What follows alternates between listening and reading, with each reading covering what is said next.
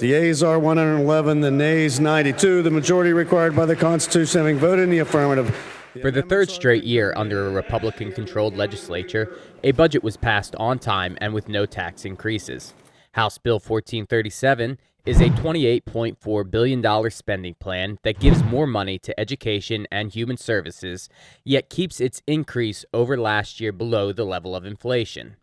After the final vote, House Republicans felt this was a plan that meets taxpayers' expectations of state government. This is the third year in the 3 years that I've been here that we've passed a budget that's on time, that reins in spending, that's balanced, there's no spending gimmicks, and doesn't increase taxes on Pennsylvania families. I'm extremely pleased with this product.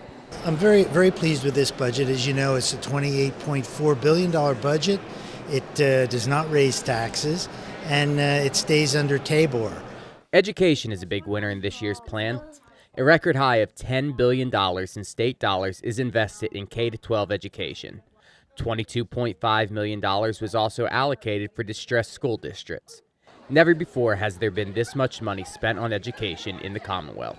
I think overall, increasing education, K through 12, $123 million, that's significant. We've spent more money on K through 12 education with this budget than any other budget in the history of Pennsylvania. And to me, education is one of 3 or 4 key elements that the government's responsible for, so I was extremely pleased with that. Health and Human Services also receive an increase that restores funding to various programs such as anemia research, lupus, and diabetes programs. There is additional money for hemophilia, cystic fibrosis, ALS support services, and more. And nearly $50 million additional dollars will go towards further reducing the waiting lists for those with both physical and intellectual disabilities. We funded the necessary health items such as rural hospitals, the trauma program, and the various support services for individuals suffering with diseases. Additionally, we increased the traumatic brain injury fund, which I think is very important, and we're looking to also increase funding and thereby decrease the waiting list for individuals waiting for essential human services. I think that's a great success because we were able to do all of that without raising taxes. House Republicans also reinforced public safety as a top budget priority, funding an additional 290 state troopers.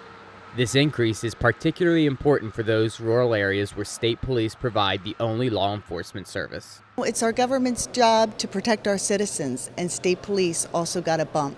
There's other areas that of course need more money, but as we wade through this whole budget process, again, we have to see our needs and our wants and put the money where we need it most. Finally, House budget deliberations included a last-minute effort to force a premature expansion of federal Medicaid as required by Obamacare.